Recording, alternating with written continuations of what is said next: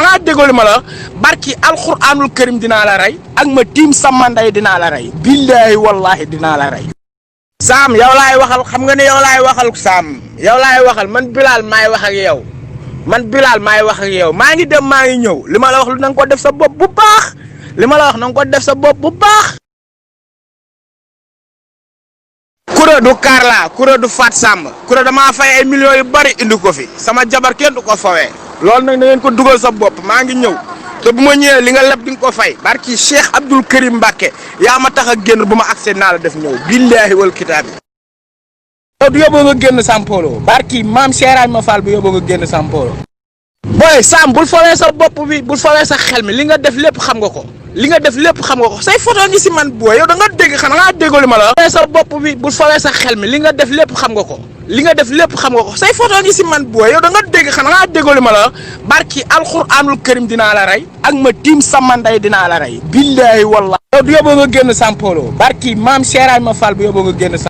asalaamaaleykum mbokki àdduna mbokki Brésil mbokki Sénégal diaspora bi yëpp maa ngi leen di nuyu di leen ziar. waaw kii ngeen gis ni mooy Assane Diouf moom lan rayee Brésil waa ji ko rey nag moo nekk nii moo ko rey daggate ko dugal ko ci saako rey na ko rey bu ñaaw di ñaan yàlla ngeen dolli ko ñaan yàlla xare ko àjjana ci barke yonent bi waa ji mbokk Sénégalam la moo ko rey ba pare daggate ko def ko ci saako. audio bi kii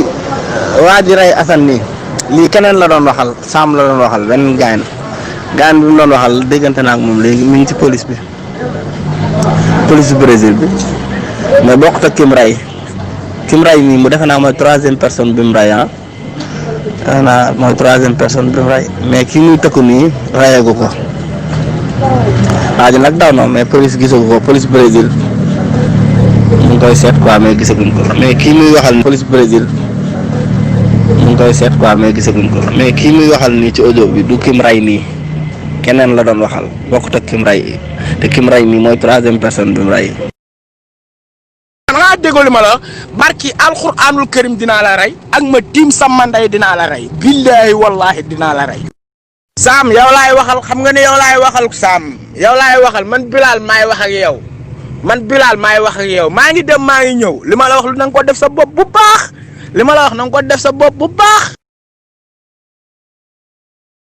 Kura du Karla Kura du Fat Samb Kura damaa fay ay millions yu bari indi ko fi sama jabar kenn du ko fawee loolu nag na ngeen ko dugal sa bopp maa ngi ñëw te bu ma ñëwee li nga leb di nga ko fay barki Cheikh Abdoul Karim Mbacke yaa ma tax a génn bu ma accès naa la def ñëw billaahi wal kitaab yi. du yóbboo nga génn Sampolo barki maam Cheikh ma Fall bu yóbboo nga génn Sampolo. booy Sam bul fawee sa bopp bi bul fawee sa xel mi li nga def lépp xam nga ko say photo ngi si man booy yow da nga dégg xanaa déggoo li ma la wax. sa bopp bi bul fawee sa xel mi li nga def lépp xam nga ko say photo ngi si man booy yow da nga dégg xanaa déggoo li ma la wax barki alxuraanul karim dinaa la rey ak ma tiim sama ndey dinaa la rey billaahi wallaahi. yow du yóbboo nga génn Sampolo barki maam Cheikh ma Fall bu yóbboo nga génn asalaamaaleykum mbokki àdduna mbokki Brésil mbokki Sénégal diaspora bi yëpp maa ngi leen di nuyu di leen ziar. waaw kii ngeen gis ni mooy Assane Diouf moom lan rayee Brésil waa ji ko rey nag moo nekk nii moo ko rey daggate ko dugal ko ci saako rey na ko rey bu ñaaw di ñaan yàlla ngeen dolli ko ñaan yàlla xare ko àjjana ci barke yonent bi waa ji mbokk Sénégalam la moo ko rey ba pare daggate ko def ko ci saako. audio bi kii waa ji rey Assane nii lii keneen la doon waxal Sam la doon waxal benn gaan bi mu doon waxal déggante naa ak moom léegi mi ngi ci police bu Brésil bi mais bokkut ak kim ray nii mu defe naa mooy troisième personne bi mu ray mooy troisième personne bi mu ray.